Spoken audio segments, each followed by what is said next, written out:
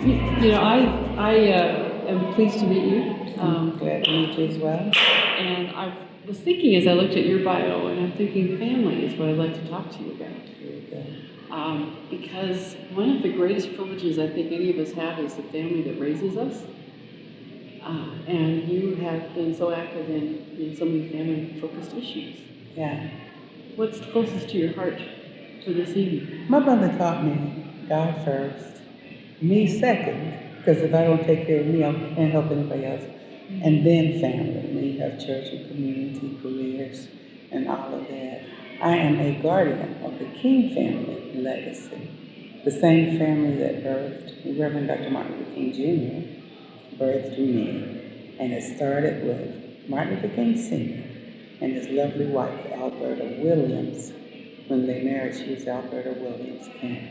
So together with their 3 children, who they birthed, I think my grandmother may have had miscarriages, they birthed 3 children and many grandchildren.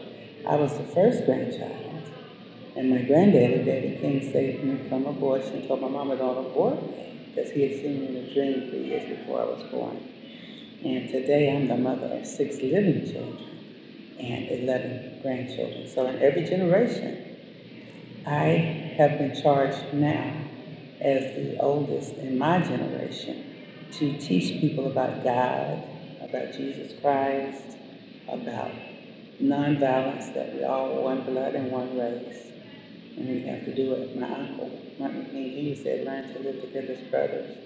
And I added sisters, or perish together as fools. I don't believe we'll perish. I believe we will learn to love each other. I don't think there's any way to get progress without that. And then here we are sitting around with people discussing war so freely. Well, Jesus said there'd be wars and rumors of wars, and we were to expect that. The war in Ukraine is very, very unfortunate. My first thought when the media began to call me and say, what do we need to do about Ukraine? And I said, we need to pray for the leaders first, and that they'll not continue to be warmongers, and then pray for the people of Ukraine and the people of Russia. So the everyday people that live in the communities are not the ones that wage the wars. That comes from the human powers that be.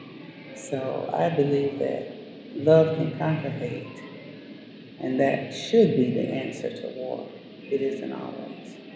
I spoke just before I left for this event to a friend who's been in ministry in Estonia with a group called Alongside Ministries. And they have a number of ministry partners who are, or in Ukraine, along in Eastern Europe as well, and they are praying for both sides, for all sides, and looking to prepare to be there for the next 5 years, because the immediate refugee crisis will fade from people's memories, and there will be a long period of recovery. Yes.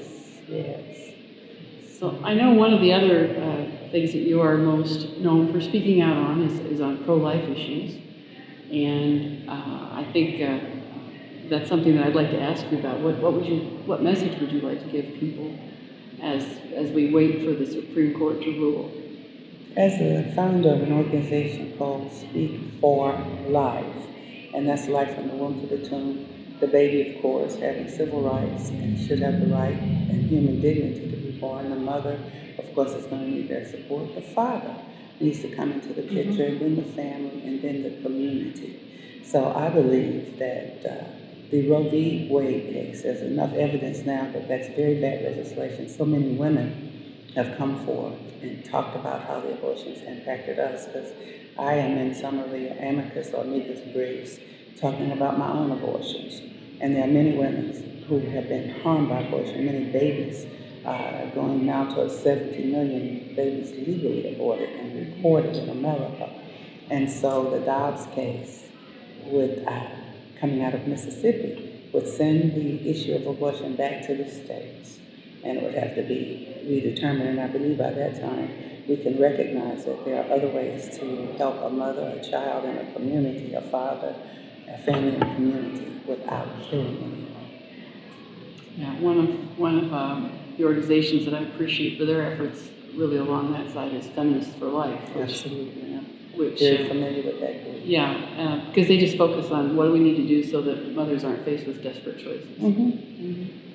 And fathers as well. There's a group in Spokane called Spokane Fatherhood Initiative that's providing support for fathers. You're doing a wonderful job here in Spokane, and just, I believe, leadership in many ways.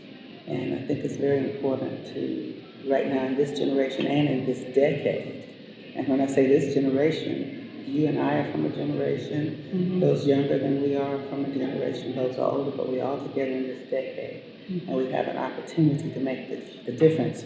The group, Spokane GOP, Growth and Opportunity Party. I like that rather than Grand Old Party, but the Growth and Opportunity Party. So there's an opportunity to support life, liberty, and the pursuit of happiness together. Okay. Well, Alveda, I appreciate your time, and I know that you need to prep for your being the keynote speaker. You need a little rest, so I'll let you go. Thank you for sitting down with me. Thank you. God bless. I'm going to sit here just for a few minutes.